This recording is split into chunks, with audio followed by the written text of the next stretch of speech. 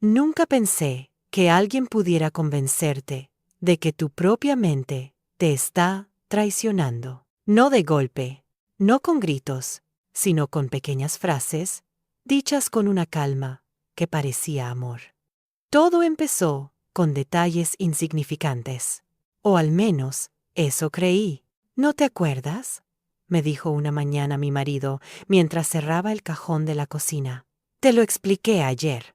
Me quedé quieta, con la taza de café en la mano. No recordaba esa conversación, pero tampoco me alarmé. ¿Quién no olvida algo de vez en cuando? Tal vez estabas cansada, añadió sonriendo. Últimamente te noto distraída.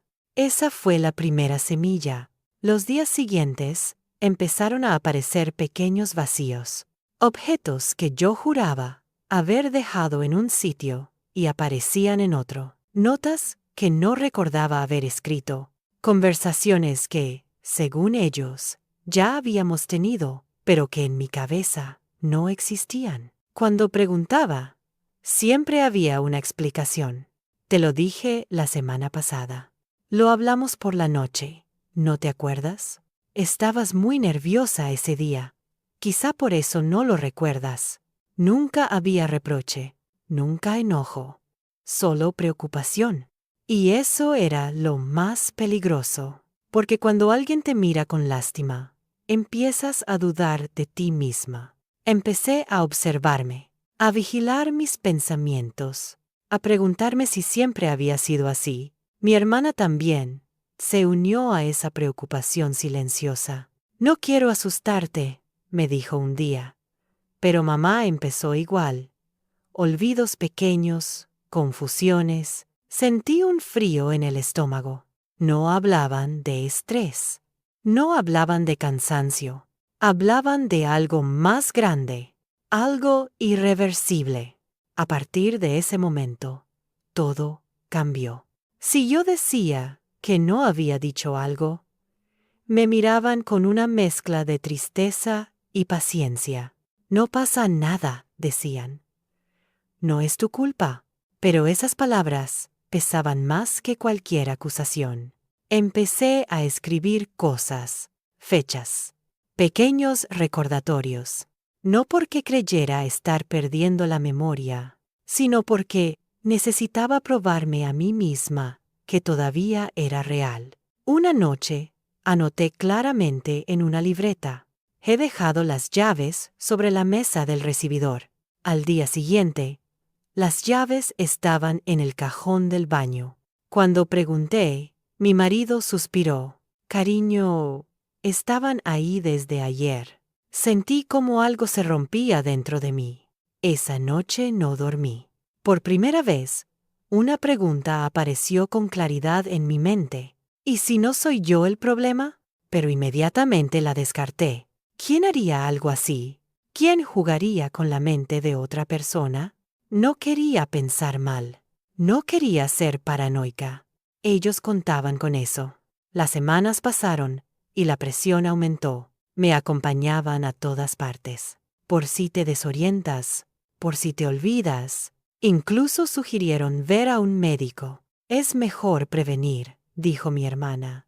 Solo para quedarnos tranquilos. Yo asentí, pero por dentro, algo gritaba. En la consulta, hablaban por mí.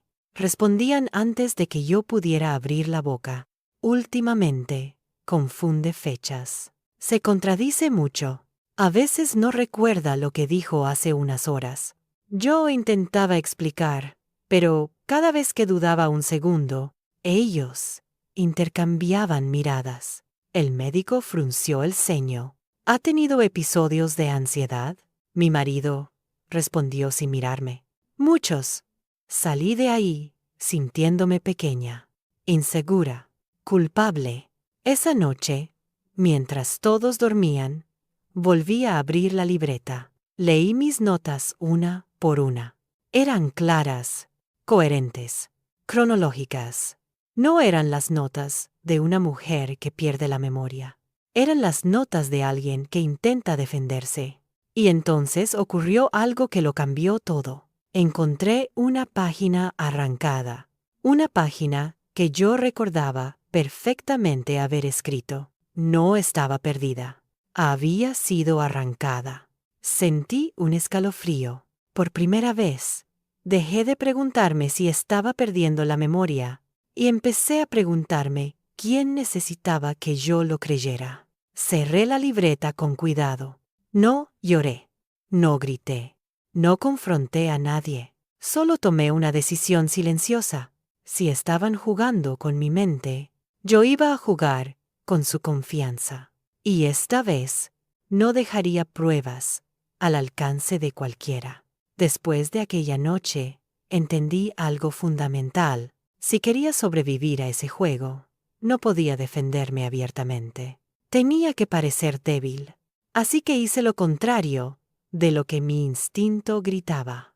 Empecé a fingir que olvidaba más. Si me decían que había dicho algo, asentía. Si aseguraban que habíamos hablado de un tema, no lo negaba. Si movían un objeto y luego decían que siempre había estado ahí, sonreía con vergüenza. Perdón. Últimamente estoy muy confundida, decía en voz baja. Y funcionó. Vi cómo sus hombros se relajaban, cómo la vigilancia disminuía, cómo empezaban a hablar con más libertad delante de mí. Porque cuando creen que ya ganaron, bajan la guardia. Dejé de usar la libreta visible. Sabía que la estaban revisando. En su lugar, empecé a memorizar patrones. No fechas exactas, no frases completas, sino hábitos. ¿Quién entraba primero a casa? ¿Quién cerraba las ventanas? ¿Quién apagaba las luces? Me di cuenta de algo inquietante. Mis olvidos siempre coincidían con los momentos en que yo estaba sola. Nunca pasaban cuando había visitas, nunca delante de extraños, nunca fuera de casa, solo allí, en ese espacio que supuestamente era seguro. Una tarde, dejé mi bolso abierto, a propósito. Dentro, coloqué un objeto pequeño y fácil de mover, un llavero, con un sonido metálico muy particular.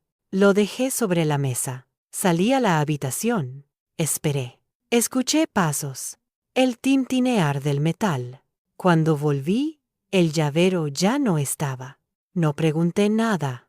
Horas después, durante la cena, dije con tono inseguro: creo que perdí el llavero. Mi marido levantó la vista, sorprendido solo un segundo. ¿El azul?, respondió rápido. Lo dejaste en el coche. Sonreí. Ah, claro. Pero dentro de mí, algo se encendió, porque yo no había salido de casa ese día. Esa noche, confirmé algo más. No se trataba de una confusión colectiva. No era una preocupación exagerada. Era un plan. Y no estaba sola en él. Empecé a notar miradas entre ellos. Silencios que se alargaban cuando yo entraba a la habitación. Conversaciones que se cortaban de golpe. Mi hermana ya no me hablaba como antes. Ahora me hablaba como se le habla a una niña. No te preocupes por eso. Déjalo. Yo me encargo. No es importante que lo recuerdes.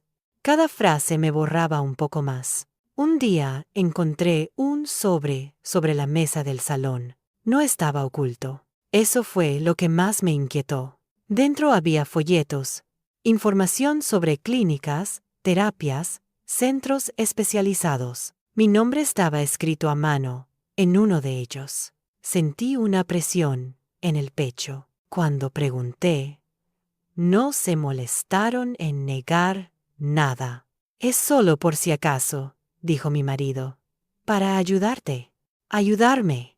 Esa palabra empezó a sonar como una amenaza. Esa noche, fingí un ataque de pánico. Temblé. Lloré. Pedí perdón por no ser la de antes. Ellos me abrazaron, me consolaron y hablaron. Creían que yo no escuchaba. Está empeorando. Hay que avanzar antes de que sospeche. El médico ya está preparado. Sentí náuseas. No dormí. Al amanecer, tomé una decisión definitiva. Necesitaba pruebas que no pudieran borrar. Compré un teléfono barato, viejo, sin conexión a mis cuentas. Lo escondí en el fondo de una caja de costura que nadie tocaba. No grabé conversaciones largas. No dejé audios evidentes. Solo fragmentos, pequeñas frases, palabras sueltas. Ella ya no recuerda. Es mejor así.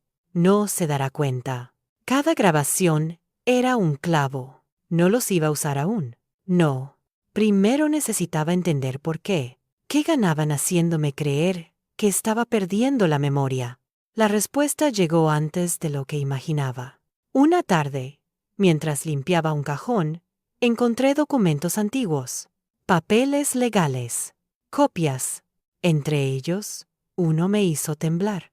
Un poder notarial, aún sin firmar. Mi nombre estaba ahí, mi firma, imitada de forma torpe. El texto hablaba de decisiones médicas, de administración de bienes, de representación legal. Querían decidir por mí, sobre mí, sin mí. Cerré el cajón con cuidado. No confronté, no reaccioné. Esa noche, durante la cena, olvidé algo a propósito. ¿Qué día es hoy?, pregunté, mirando el calendario justo frente a mí. Mi hermana respondió con falsa dulzura. Martes. Yo asentí, confundida. El calendario marcaba viernes. Vi el alivio en sus rostros. No sabían que, en ese momento, yo ya no estaba reuniendo recuerdos. Estaba reuniendo evidencia. Y cada día que pasaba, su confianza se convertía en su mayor error. Al principio, pensé que el miedo era lo peor. Me equivoqué. Lo peor no fue sentir que mi mente se deslizaba entre los dedos, sino descubrir que alguien estaba empujándola. Después de encontrar aquel documento, ya no podía fingir ingenuidad conmigo misma. Ellos habían cruzado una línea. No solo querían que dudara de mis recuerdos, querían apropiarse de mi voluntad. Así que empecé a observar con otros ojos. Noté que las manipulaciones no eran aleatorias. Seguían un orden, un ritmo. Primero, la duda. Luego, la culpa. Después, la dependencia. No te preocupes, yo me encargo. Es normal a tu edad. No tienes que pensar en eso. Cada frase era una capa nueva sobre mi identidad. Un día, decidí hacer algo distinto, algo que no podían controlar. Salí sola. No avisé. No dejé notas. Fui a una cafetería pequeña, de esas donde nadie te pregunta nada. Pedí un café y me senté junto a la ventana. Saqué el teléfono escondido. Escuché las grabaciones una por una, no para revivir el dolor, sino para anclarme a la realidad. Mi voz no temblaba. Respondía con coherencia. Recordaba fechas, hechos, nombres. No estaba confundida. Nunca lo había estado. Sentí una claridad que me dio vértigo. Entonces entendí algo más profundo. El gaslighting no funciona porque la víctima sea débil, sino porque confía. Y yo había confiado. Decidí hacer una prueba final.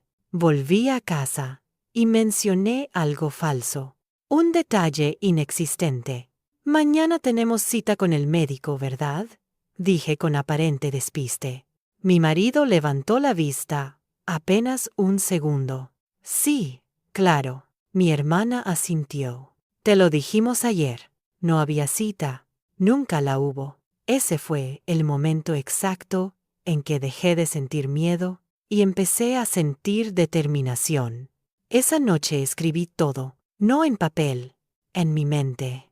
Sabía que pronto necesitaría hablar con alguien fuera de ese círculo, pero debía elegir con cuidado. Los manipuladores no atacan solos, crean redes, versiones, Al día siguiente, llamé a una vieja amiga, alguien que no veía desde hacía años, alguien que no formaba parte de la familia. No le conté todo, solo una frase. Necesito que me digas algo con sinceridad. ¿Te parezco confundida cuando hablamos? Hubo un silencio. Luego su respuesta fue firme. No, estás perfectamente bien. Lloré, no de tristeza, de alivio. Por primera vez en meses, alguien validaba mi percepción. Quedamos en vernos. Cuando regresé a casa, la tensión era evidente. Había notado mi ausencia prolongada. ¿Dónde estabas?, preguntó mi hermana. Demasiado rápido. No lo recuerdo, respondí. Vi el gesto de satisfacción en sus rostros. No sabían que esa misma tarde había enviado copias digitales de los audios y documentos a un correo que ellos no conocían. Un respaldo, por si algo salía mal. Los días siguientes fueron una obra cuidadosamente ensayada. Yo olvidaba. Ellos guiaban. Yo dudaba. Ellos decidían. Hasta que llegó el momento que estaban esperando. Una reunión. «Queremos ayudarte», dijo mi marido con tono solemne. «El doctor cree que es mejor adelantarnos». Sobre la mesa colocaron los papeles, el poder notarial, los informes, las recomendaciones. Esperaban lágrimas, confusión, sumisión. Les di algo mejor. Silencio. Tomé los documentos con manos firmes. Los leí despacio. «¿Quieres que firme ahora?», pregunté. Asintieron. «Es lo mejor para ti». Sonreí. Y en ese instante entendí el verdadero poder del conocimiento. No necesita gritar, solo esperar el momento exacto. Firmé, pero no como ellos creían. Esa misma mañana había hablado con un abogado. Había aprendido a leer cada cláusula, cada vacío legal.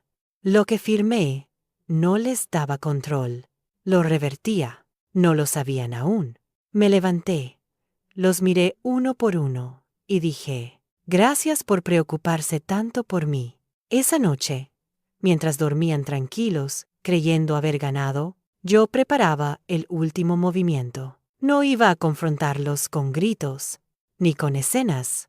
Iba a hacerlo con lo único que no podían manipular: la verdad documentada. Y esta vez no iba a olvidar nada. Después de la firma, algo cambió en la casa. No fue visible al principio. No hubo celebraciones, ni gestos exagerados. Pero el aire se volvió más ligero para ellos y más denso para mí. Creían que habían ganado. Empezaron a hablar con menos cuidado, a corregirme en público, a decidir por mí, sin pedir permiso. «Mejor no salgas sola hoy. Yo hablo con el banco. No hace falta que recuerdes eso». Cada frase confirmaba lo que ya sabía. Ya no me veían como una persona, sino como un trámite. Yo seguía actuando. Me equivocaba a propósito. Confundía nombres. Preguntaba 2 veces lo mismo.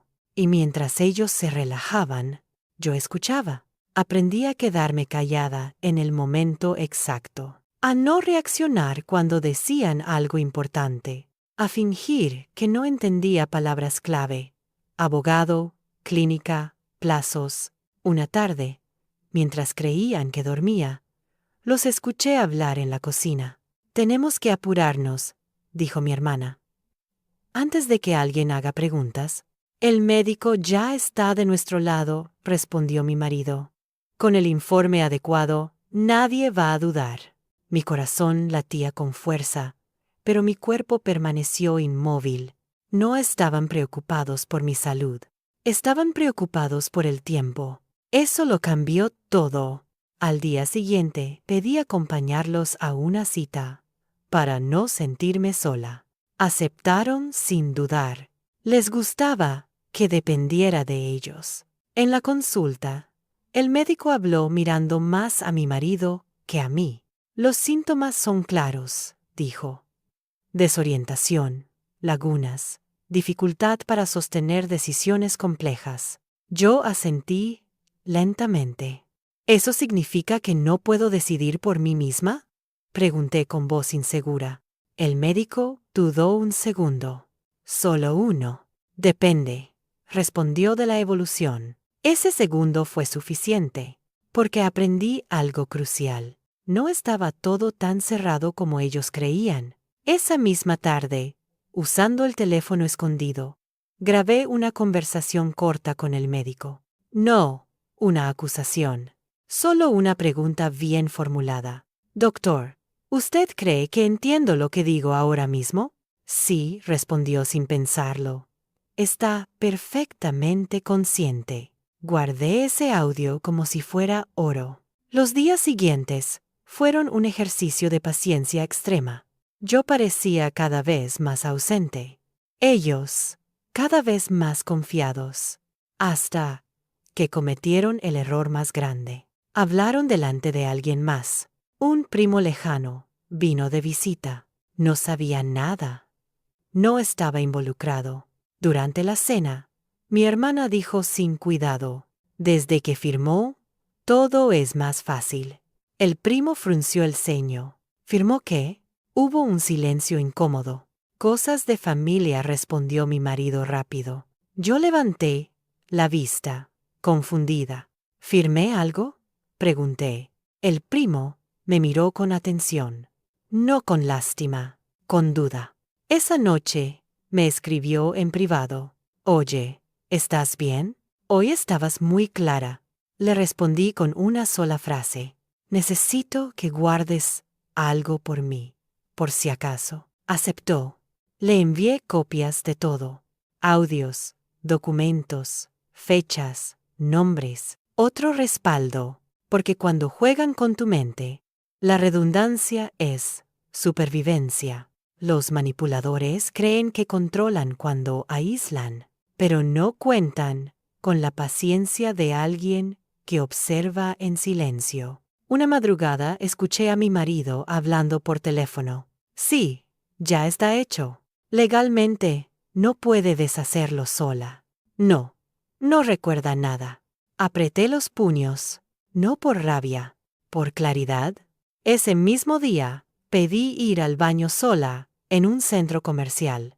Me escabullí hacia una oficina pequeña que había visto antes. Un abogado. No entré llorando, no entré confundida. Entré con una carpeta invisible en la cabeza y pruebas en el bolsillo. «Quiero saber algo», le dije. ¿Puede alguien quitarme decisiones si estoy consciente? Me miró fijo. «No. Y si lo intentan, es delito». Salí de ahí con una calma que no sentía desde hacía meses. No iba a denunciarlos aún. No. Primero necesitaba que se hundieran solos. Volví a casa y fingí olvidar algo importante. «Creo que perdí el teléfono», dije. Mi marido sonrió. «No pasa nada. Yo me encargo». Eso era lo que quería escuchar. Porque el teléfono que perdí no era el que contenía las pruebas. Esa noche dormí profundamente por primera vez. Sabía que el final se acercaba, no con una explosión, sino con un derrumbe lento y documentado. Y mientras ellos planeaban cómo controlar mi vida, yo ya había empezado a recuperarla. Paso a paso, prueba a prueba, sin olvidar nada. El miedo no aparece de golpe, se filtra. Primero, como una incomodidad, luego como una sospecha, finalmente, como una urgencia que nadie quiere nombrar. Yo lo vi en sus gestos, antes de escucharlo en sus palabras. Mi hermana empezó a observarme demasiado, no con compasión, con cálculo. Mi marido, en cambio, se volvió excesivamente amable. Preparaba el desayuno, me preguntaba cómo me sentía, me recordaba cosas, incluso cuando yo no las pedía. «¿Te acuerdas de lo que hicimos ayer?», preguntaba con una sonrisa forzada. No respondía yo. bajando la mirada. Pero ya no asentían con alivio. Asentían con tensión, porque algo no encajaba. Yo seguía olvidando, pero olvidaba demasiado bien. Un día, mi hermana me dijo algo que no estaba planeado. Antes estabas peor. La miré con expresión vacía. ¿Peor que ahora? Se quedó callada un segundo. Ese segundo fue una grieta, porque el gaslighting necesita coherencia, y ellos empezaban a perderla. Esa misma tarde llegó el informe médico. Lo dejaron sobre la mesa, confiados. No pensaron que lo leería con atención. El documento hablaba de posible deterioro cognitivo leve. Posible, leve. Nada definitivo, nada irreversible. Y, sin embargo, ellos ya habían actuado como si yo no pudiera decidir nada. Guardé el informe en silencio. Esa noche fingí confusión extrema. ¿Quién eres?, le pregunté a mi marido con voz temblorosa. Vi el terror en sus ojos antes de que pudiera disimularlo. Soy yo, respondió rápido. Tu esposo. Me abracé a mí misma. Perdón, todo se me mezcla. No durmió esa noche. Lo escuché caminar de un lado a otro, hablar por teléfono en susurros, decir palabras como se nos va de las manos y hay que acelerar. Acelerar. Eso era clave. Cuando los manipuladores aceleran, es porque temen perder el control. A la mañana siguiente, anunciaron una nueva cita médica. Urgente. Impostergable. Es por tu bien, dijo mi hermana. Para ayudarte. Acepté. Pero esta vez hice algo distinto. Antes de salir, dejé activado el grabador del teléfono escondido. No sobre mí, en el bolso de mi hermana. Sabía que hablarían, y hablaron. Si hoy el médico dice que no está tan mal, susurró mi marido, estamos en problemas. Tiene que decirlo, respondió ella. Ya lo hablamos. Y si duda, no va a dudar. Escuché todo desde el asiento trasero, con la mirada perdida, interpretando mi papel. En la consulta, el médico volvió a hablar con cuidado excesivo. Hay días mejores, días peores, dijo, pero hoy la veo bastante orientada. Mi hermana intervino de inmediato. Pero en casa se pierde mucho, insistió. No recuerda conversaciones enteras. El médico me miró por primera vez directamente. ¿Usted cómo se siente ahora? Respiré hondo. Cansada, dije. Pero entiendo todo lo que me dicen. Ese momento lo cambió todo, porque la verdad había entrado en la sala. El médico dudó, miró los papeles, miró a mi marido. Tal vez empezó, no sea prudente avanzar tan rápido. Mi hermana apretó los labios. Mi marido tragó saliva. Habían perdido algo esencial, el relato único. Salimos de ahí sin nuevas firmas, sin nuevas decisiones. En el coche, nadie habló. El silencio ya no era cómodo, era acusador. Esa noche, fingí un colapso emocional. Lloré. Dije que tenía miedo, que no entendía nada. Ellos me abrazaron, pero ya no con seguridad, con urgencia. Tenemos que protegerte, repetían. Yo asentía, y mientras tanto, envié las grabaciones a un nuevo contacto, un neurólogo independiente, recomendado por el abogado. Otro hilo fuera de su control. Los días siguientes fueron caóticos. Mi hermana cometió errores pequeños, contradicciones, frases mal elegidas, prisas innecesarias. Mi marido empezó a perder la paciencia. ¿Por qué siempre preguntas lo mismo?, me gritó una noche. Me encogí. ¿Perdón? Y ahí vi algo definitivo. La máscara se había roto. El gaslighting necesita calma. Y ellos ya no la tenían. Recibí la llamada del neurólogo una tarde. He revisado los informes, dijo. Y lo que hay aquí no justifica ninguna incapacidad. Sentí un nudo en la garganta. Entonces alguien exageró. Y mucho. Colgué con las manos temblando, no de miedo, de certeza. Esa noche dejé que creyeran que olvidé cerrar la puerta, que olvidé apagar la luz, que olvidé quién había venido a visitarnos. Ellos corrigieron cada cosa. No sabían que cada corrección era otra prueba, otro registro, otro paso hacia el final. Porque ya no se trataba solo de demostrar que yo estaba sana, se trataba de demostrar que ellos sabían que lo estaba y aún así siguieron adelante. Y eso ya no era manipulación, era algo mucho más grave. El final se acercaba, y esta vez no habría forma de decir que yo no recordaba. El cambio fue sutil, pero definitivo. Ya no me hablaban como a alguien frágil, me hablaban como a alguien incómodo. La preocupación había desaparecido. En su lugar, apareció algo mucho más peligroso: impaciencia. Mi hermana dejó de corregirme con dulzura. Ahora lo hacía con fastidio. Eso ya te lo dije. No empieces otra vez. No compliques las cosas.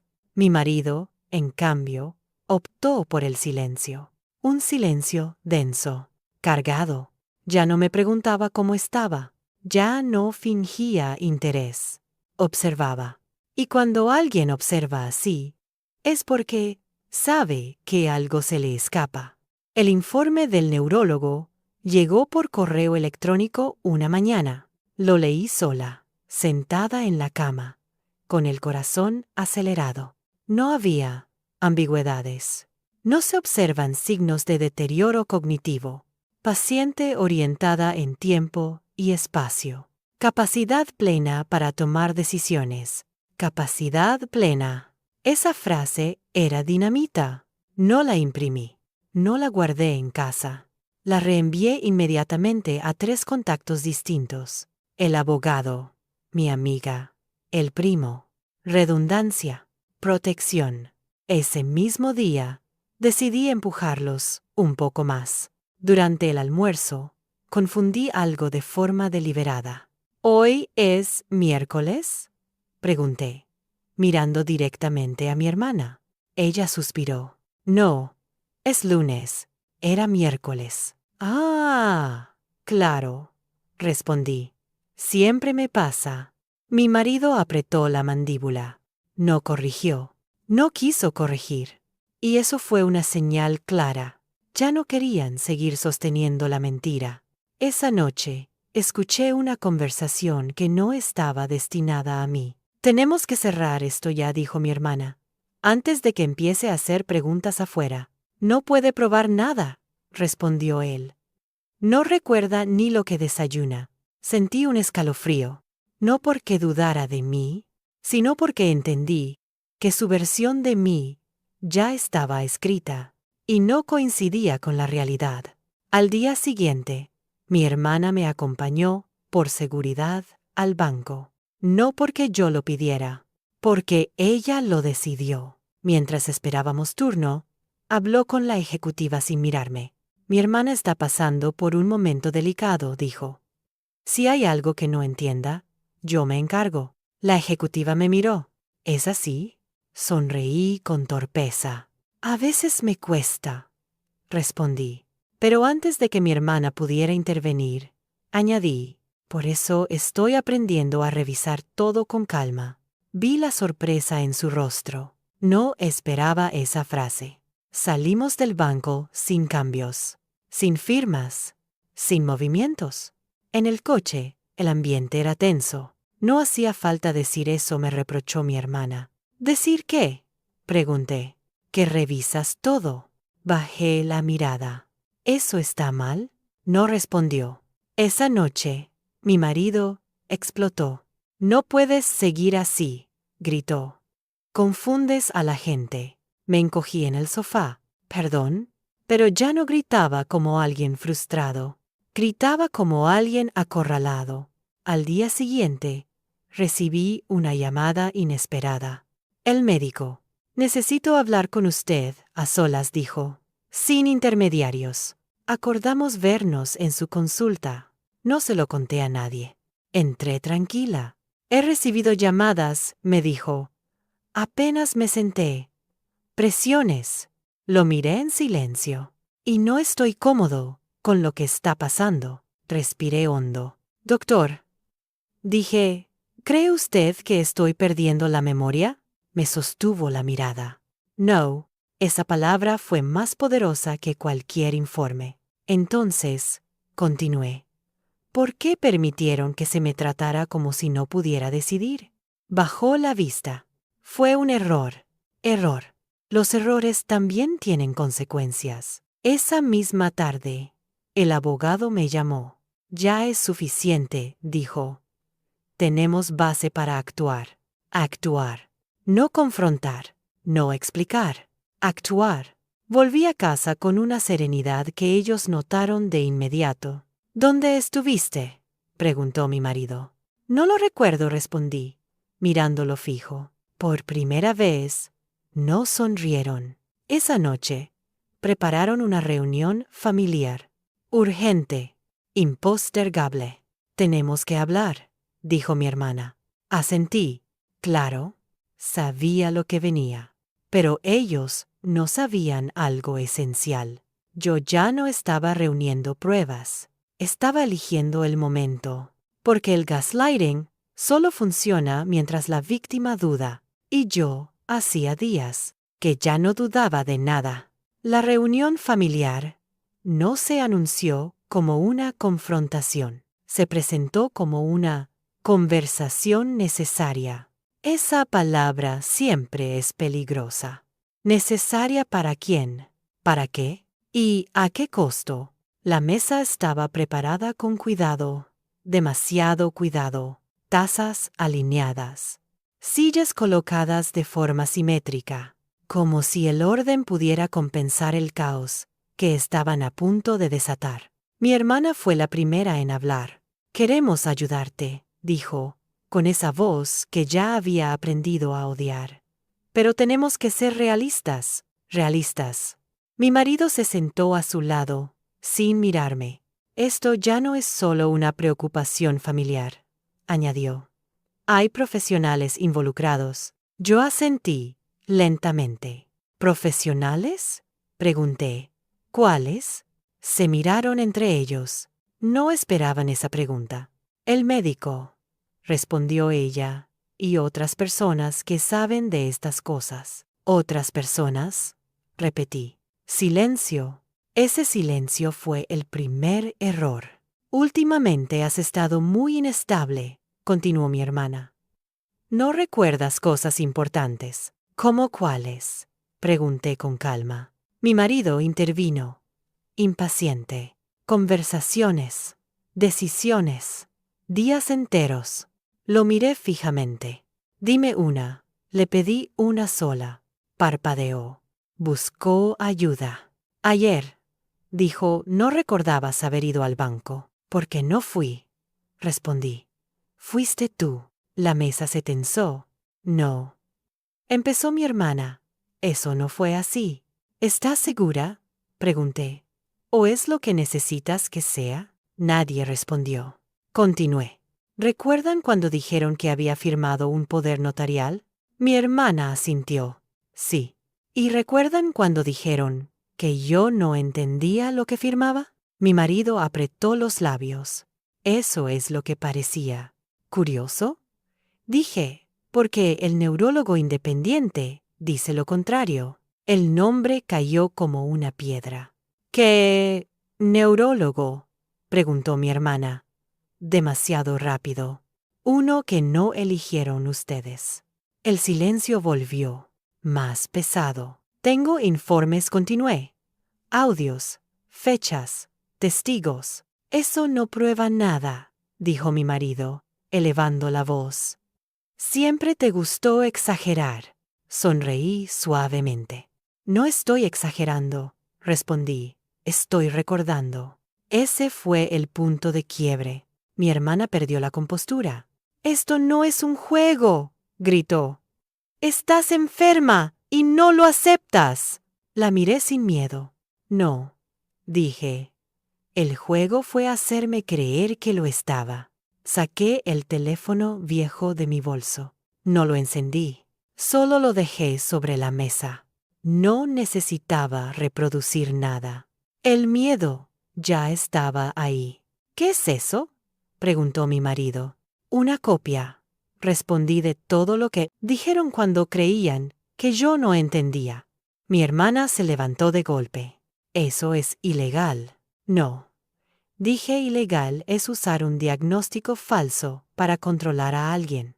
La palabra controlar los golpeó más que cualquier acusación. Todo esto es por tu bien, insistió ella. Pero su voz temblaba.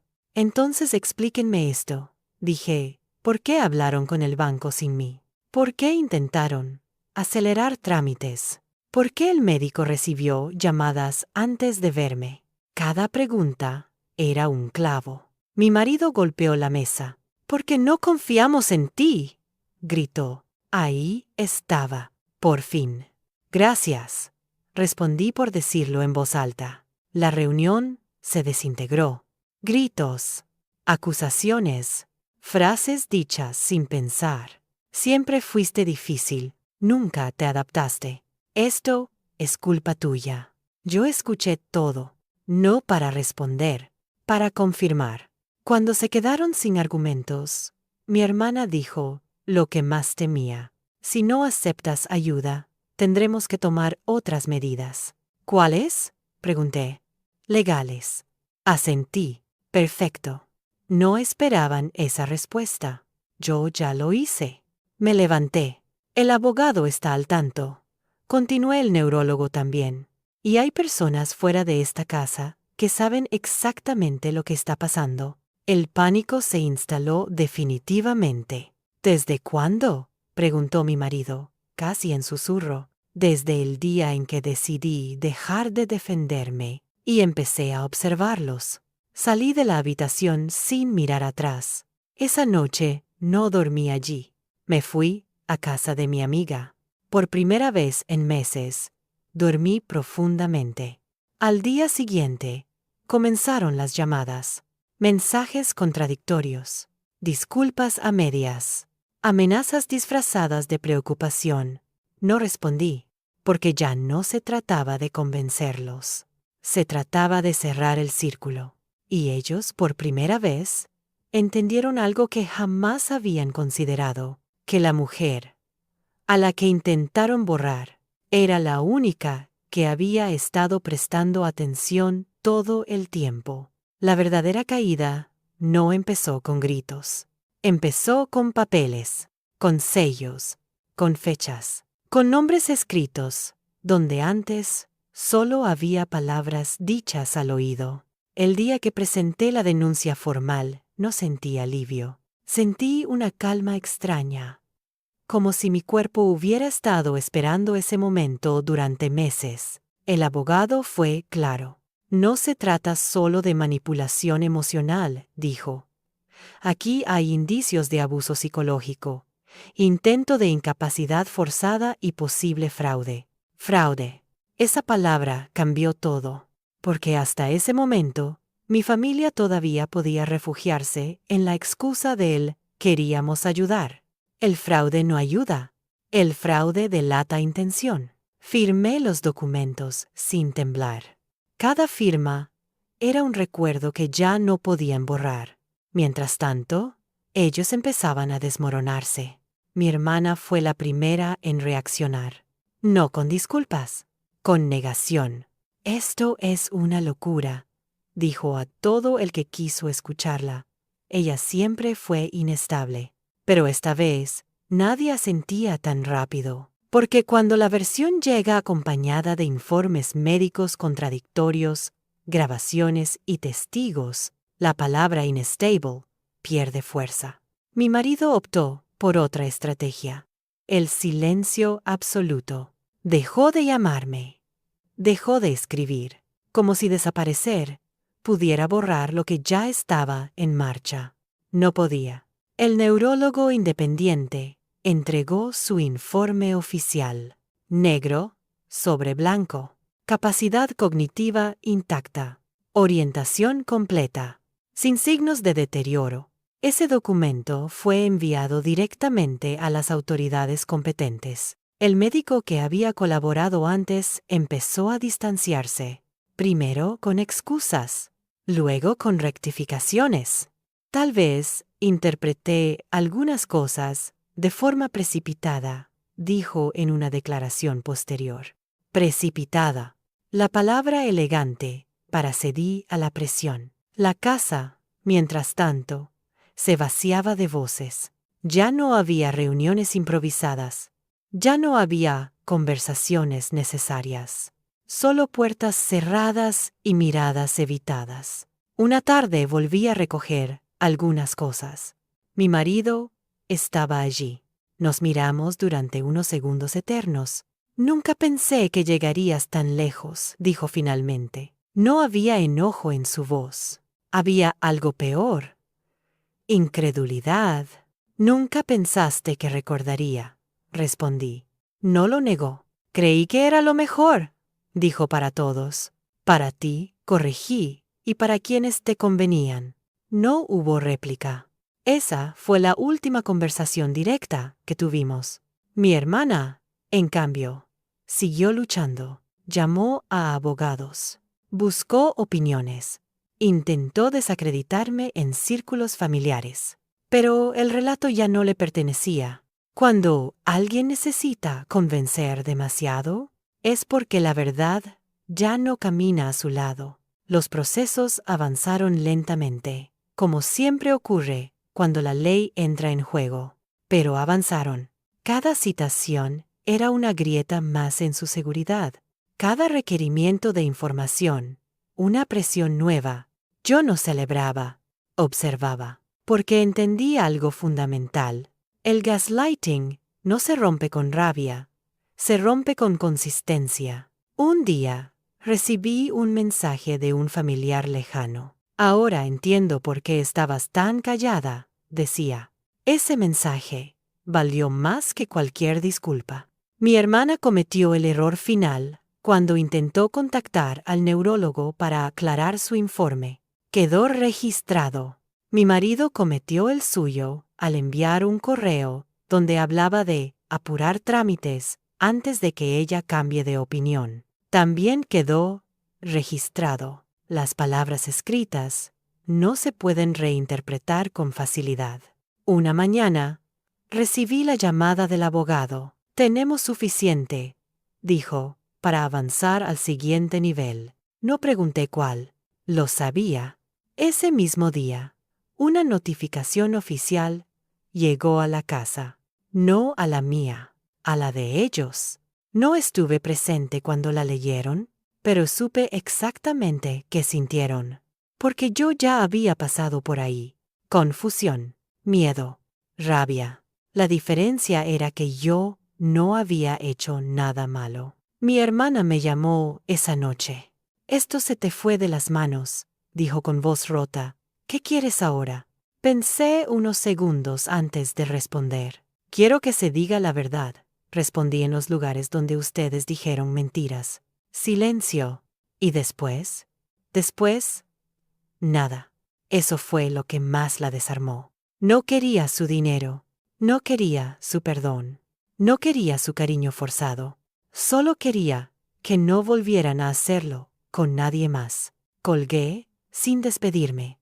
Esa noche, mientras me acostaba, sentí por primera vez que mi mente estaba en paz. No porque todo hubiera terminado, sino porque ya no tenía que defender mi realidad. La había demostrado. Y cuando la verdad entra en los expedientes, ya nadie puede volver a decirte que todo estuvo en tu cabeza. La palabra confusión dejó de funcionarles. Durante meses, la habían usado como un escudo. Confusión para justificar errores. Confusión para explicar contradicciones. Confusión para invalidar mis preguntas. Pero cuando los documentos empezaron a hablar, cuando los informes coincidieron, Cuando los registros mostraron patrones, ya no era confusión, era intención. El primer golpe real llegó con la citación oficial. No era una acusación directa todavía. No llevaba palabras como culpable o delito, pero sí llevaba algo mucho más inquietante. Preguntas específicas, fechas exactas, conversaciones concretas, nombres propios. Mi hermana me llamó apenas la recibió. Esto es una exageración. Dijo: alguien está malinterpretando todo. ¿Quién? Pregunté. No respondió, porque por primera vez no podía decir tú. Los días siguientes fueron una sucesión de errores. Errores pequeños, casi invisibles, que solo comete quien ya está nervioso. Mi marido contradijo su propia versión en una declaración escrita, no en algo grande, en un detalle. El horario de una cita, la duración de una llamada, una palabra mal usada. Pero los detalles son mortales cuando se comparan. Mi hermana, en cambio, intentó mostrarse colaboradora. Demasiado. Estamos dispuestos a aclarar lo que haga falta, dijo, porque no hay nada que ocultar. Esa frase siempre anuncia lo contrario. Yo observaba todo desde afuera. No intervenía, no corregía, porque entendía algo fundamental. Cuando alguien cae por gaslighting, cae por insistir en controlar el relato, y ellos ya no podían. Una mañana me llamaron para una evaluación final. Esta vez no era un médico elegido por ellos. Era un equipo independiente. Entré sola. No llevaba papeles. No llevaba notas. Solo llevaba memoria. Me hicieron preguntas simples al principio, luego más complejas, luego incómodas. Fechas, hechos, secuencias. Respondí con calma. Cuando terminé, uno de ellos dijo algo que aún resuena en mi cabeza. Usted no presenta signos de deterioro. Presenta signos de haber sido sometida a estrés prolongado, estrés provocado. Eso quedó escrito. Ese informe fue el punto sin retorno, porque a partir de ahí, todo lo que habían hecho empezó a leerse al revés. Ya no eran cuidadores preocupados. Eran personas que habían creado el contexto del daño. Mi hermana empezó a aislarse. Dejó de contestar mensajes. Evitaba encuentros familiares. Mi marido reaccionó de otra forma. Se enfadó con todos. Con abogados. Con médicos. Con funcionarios. Ese enojo fue su mayor confesión. Todo esto podría haberse evitado, me dijo una tarde, si hubieras confiado. Lo miré sin emoción. Confié. Respondí hasta que entendí que esa confianza te daba poder sobre mí. No volvió a hablarme así. El círculo social empezó a cambiar. Personas que antes escuchaban en silencio ahora preguntaban. Personas que dudaban ahora observaban con atención. No porque yo hablara más, sino porque ellos ya no sabían qué decir. Mi hermana cometió su error más grave cuando intentó explicar su versión por escrito, un texto largo, cargado de justificaciones. En él, sin darse cuenta, admitió algo clave, que habían hablado de mis decisiones sin mí, y que habían considerado necesario actuar antes de que yo cambiara de opinión. Ese documento llegó a manos equivocadas, o, mejor dicho, a las correctas.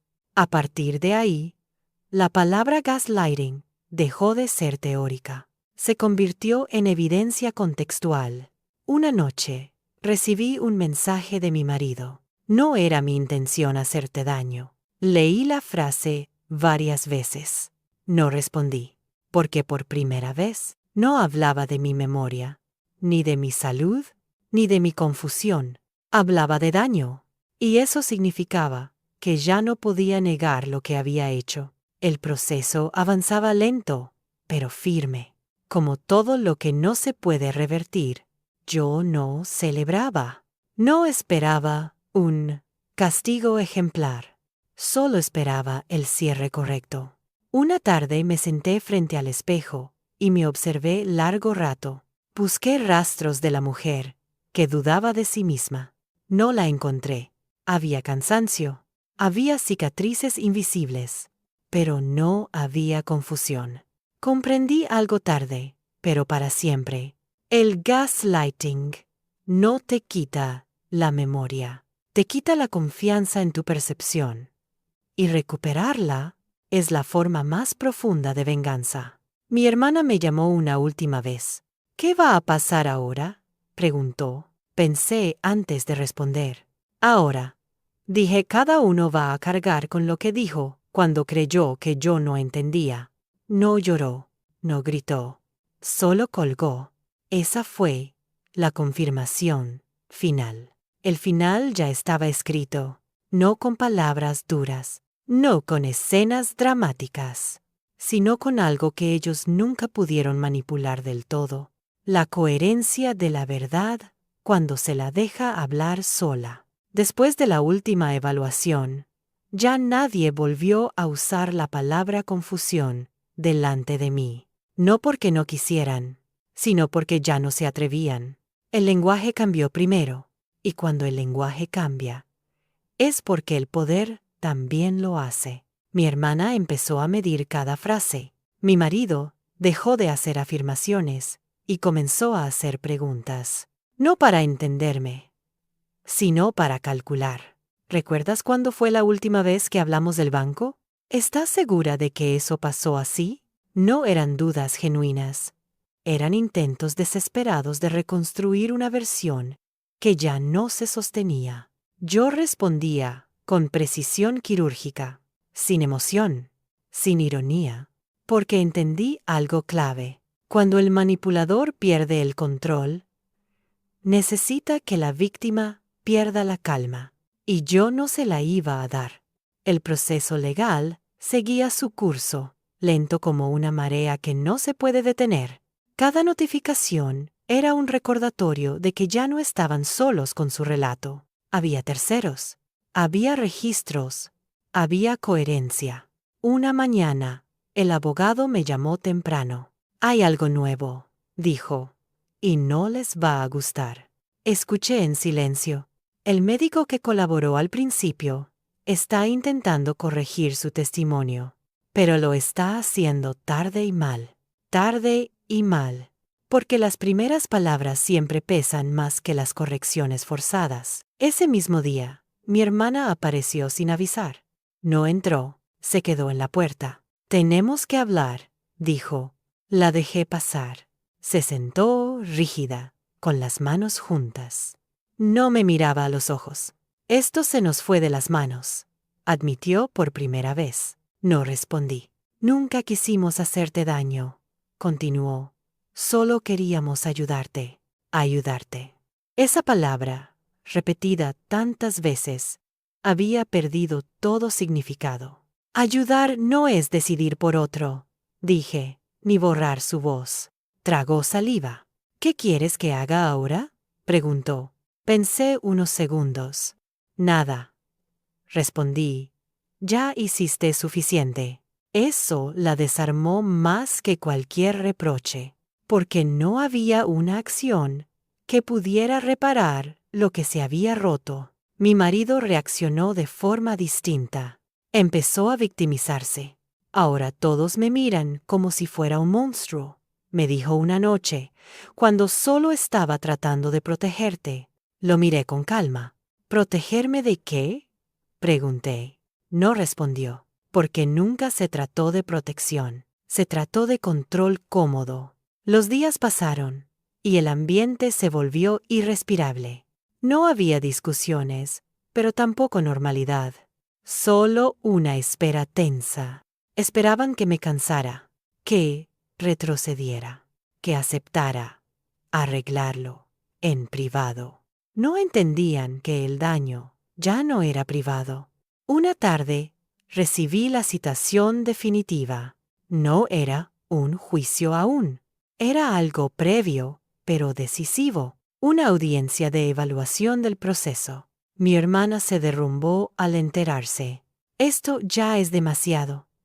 Lloró por teléfono. La familia va a quedar destruida. Cerré los ojos. La familia se destruyó el día que decidieron que yo no podía pensar, respondí. Colgó sin despedirse. La noche antes de la audiencia, dormí poco. No por miedo, por lucidez. Repasé mentalmente cada momento, cada frase, cada gesto que había sido usado para hacerme dudar, y comprendí algo con una claridad brutal. No intentaron convencerme de que estaba loca. Intentaron convencer al mundo de que yo no era confiable. Eso era peor. La audiencia fue sobria, sin drama, sin escenas. Personas neutrales. Preguntas directas. Yo respondí sin levantar la voz, sin exagerar, sin adornar. Ellos, en cambio, se enredaron. Uno decía, no recuerdo haber dicho eso. El otro decía, quizás se malinterpretó. El tercero hablaba de contexto. El contexto, cuando se analiza, siempre favorece a la verdad. Al final, una de las evaluadoras dijo algo que selló todo. Aquí no vemos una persona con deterioro cognitivo. Vemos a una persona a la que intentaron convencer de que lo tenía. Silencio absoluto. No hubo veredicto ese día. No hacía falta, porque esa frase quedó registrada. Salimos sin mirarnos. Esa noche, mi marido me escribió un mensaje largo, demasiado largo. En él intentaba explicar, justificar, minimizar. Hablaba de amor, de miedo, depresión. No lo respondí, porque había aprendido algo esencial. Quien te hace dudar de tu mente no merece explicación, sino límite. Mi hermana desapareció por completo. Dejó de llamar, dejó de escribir. El silencio volvió, pero esta vez no era opresivo, era limpio. Una mañana desperté y noté algo simple, pero poderoso. No revisé mi memoria. No dudé de lo que había soñado.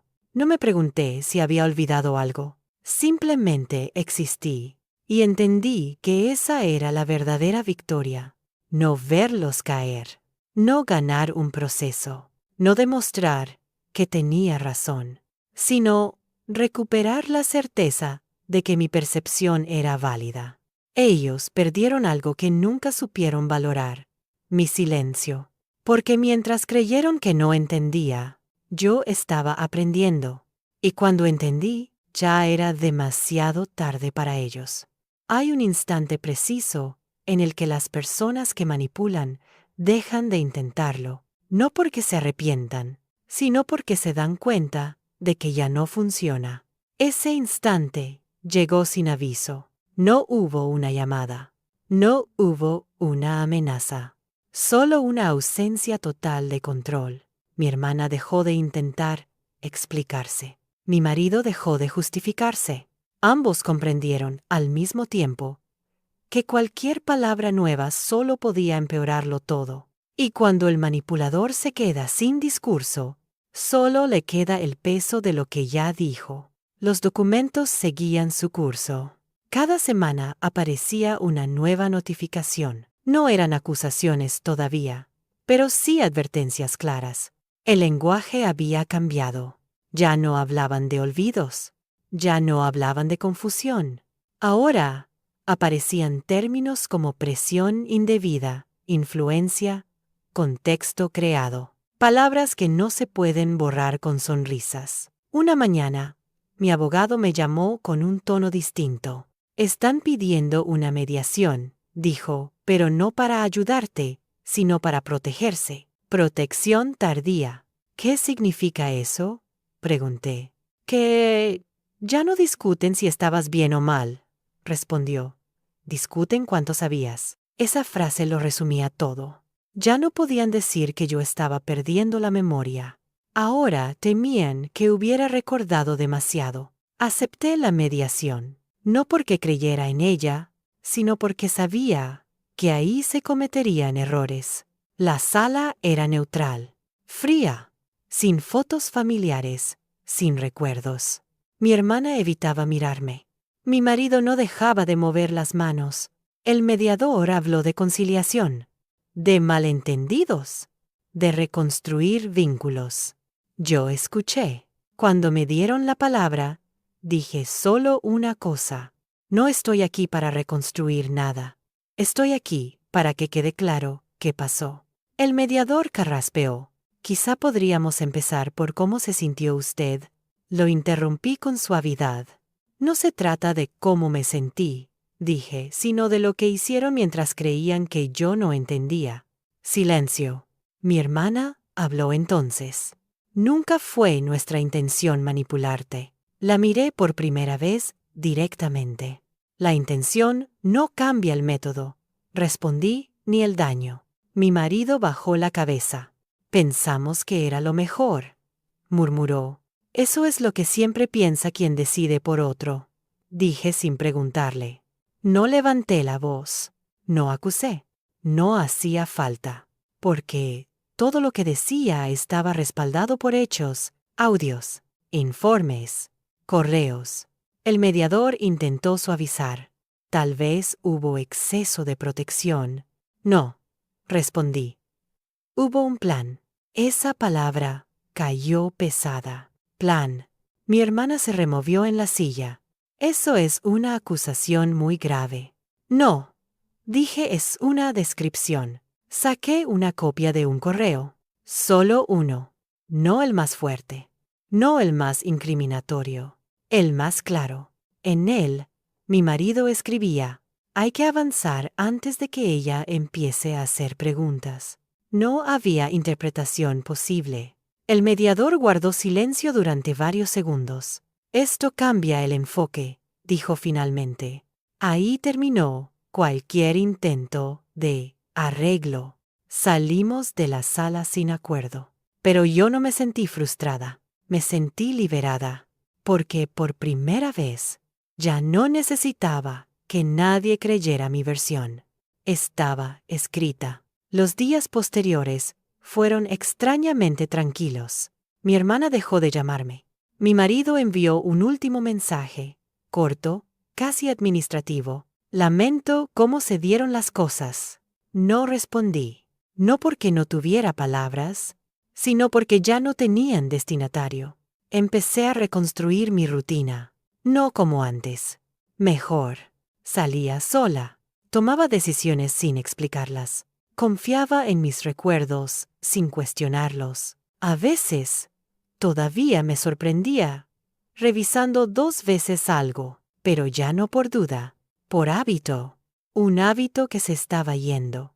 Una tarde, ordenando papeles, encontré la primera libreta que había usado al inicio, la que habían manipulado, la que me había hecho dudar. La abrí. Leí las primeras páginas. No vi a una mujer confundida. Vi a una mujer defendiéndose sin saber aún cómo. Cerré la libreta. No la rompí. No la tiré. La guardé. Como recordatorio, porque el gaslighting no empieza de golpe, y la recuperación tampoco. Pero llega. Siempre llega.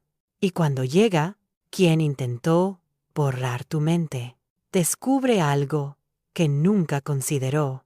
Que la paciencia, cuando se combina con atención, es más peligrosa que cualquier confrontación. Ellos pensaron que yo estaba perdiendo la memoria.